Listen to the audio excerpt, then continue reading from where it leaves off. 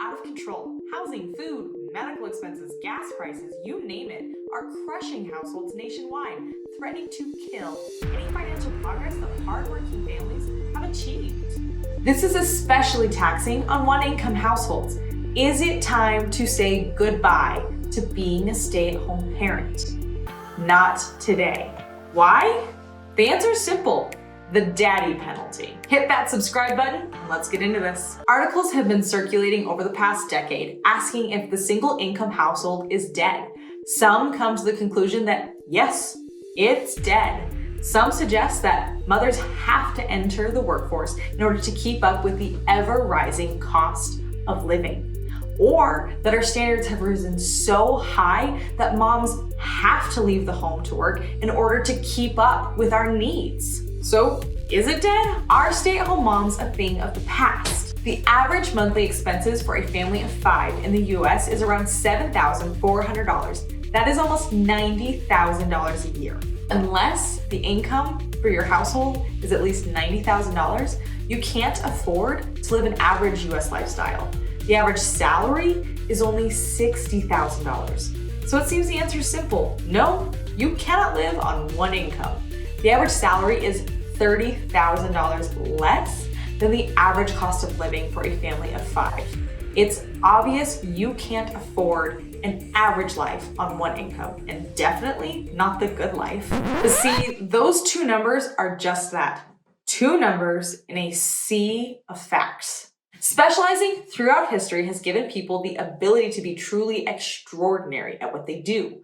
So is this the same in the home as it is in the workforce? A new phenomenon has been dubbed the daddy penalty. Since women have entered the workforce, it's been no secret that splitting your focus between the office and your home makes both tasks more challenging.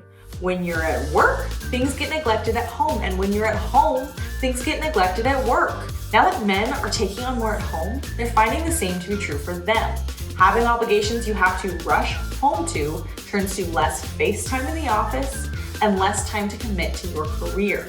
This means slower promotions and smaller raises. If both spouses are working, that puts both spouses in the position where they have to choose between getting things done at home or getting them done at the office. A recent study suggested that people with a dedicated spouse at home taking care of the household responsibilities are quicker to get promotions and have an easier time getting generous raises. And this makes complete sense. If you were able to give all of your effort to one thing, the likelihood that you could do an excellent job at that one thing would skyrocket. One caveat: the only way to make this truly work is if all effort is seen as communal. It's easy to see the stay-at-home partner's efforts as communal. After all, everyone gets to enjoy the meals they cook, the clean house they maintain, and the standard of living that they provide. However, it is all too common for the working spouse to view the money as theirs. Their name on the paycheck, after all. Effort is a commodity that needs to be shared between everyone in the family. Money is just a result of that effort. If you want to accelerate your career with the effort of your spouse, you had better be ready to accelerate their opportunities and lifestyle along with it. We realize that not everyone agrees with this. Let us know in the comments what's working in your home. So if it is positive to have one spouse stay home, the real question is, how can it be achieved?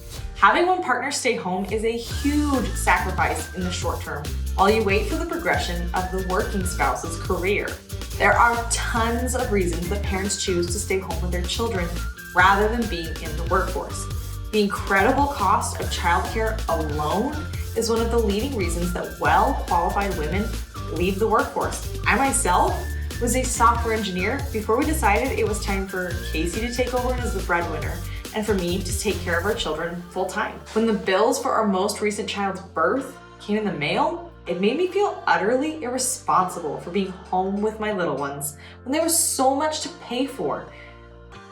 Then my middle child asked me to color with her, and I knew where I needed to be. When I was working, I had what many would consider the perfect mom job setup. I got to work part-time, from home, earning pretty good money. And I thought I was doing an excellent job. That was until my son started to make believe his cars, telling each other they were too busy to play, they had to work. After a long discussion, Casey encouraged me to quit and take care of my favorite little people full time. He promised he would do everything in his power to pay the bills if I would do everything in my power to make sure that our kids had the best life possible. It's been the best decision for our family. That is not to say it hasn't come at a price. More than once, Casey or I have looked up what my salary could have been and felt that the money would be so nice. Having this attitude, though, makes everything seem worse. So, I've decided to start paying myself an hourly rate for the financial successes that I do drive for my family. When I'm not earning money, I certainly can be saving us money. Simple things like making a phone call and getting a hospital bill covered correctly by the insurance can make a huge impact. It took one of my hours this week and saved us $155. That's a pretty good hourly rate if you ask me.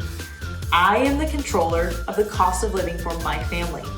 One income is tough, but if you are a committed gatekeeper, you will find it's easier to hold on to the money your spouse does make. Wouldn't that be nice for a change? Remember, a high income or incomes doesn't necessarily mean wealth. Keeping those dollars is what translates to wealth in the long run, regardless of income. Any amount of money can be spent. Adding an extra income can definitely help household finances. But wives, don't undersell yourselves as committed financial gatekeepers, whether you're earning money or not. Women control $31.8 trillion in annual spending worldwide. Compared to men, women control or influence 85% of all consumer spending. And this makes sense.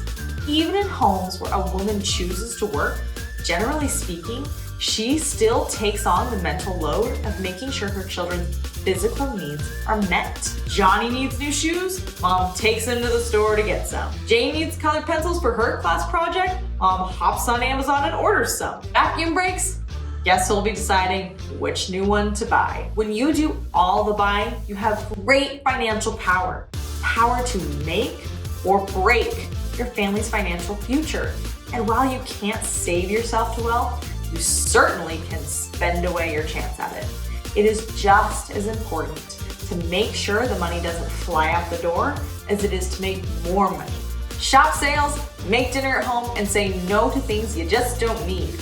Make a budget with your spouse and keep yourself and your spouse on track for your spending goals. Go out there and make a better life for you and your beautiful family. See you next time, and check out some of this other content on tips on how to help your family succeed financially.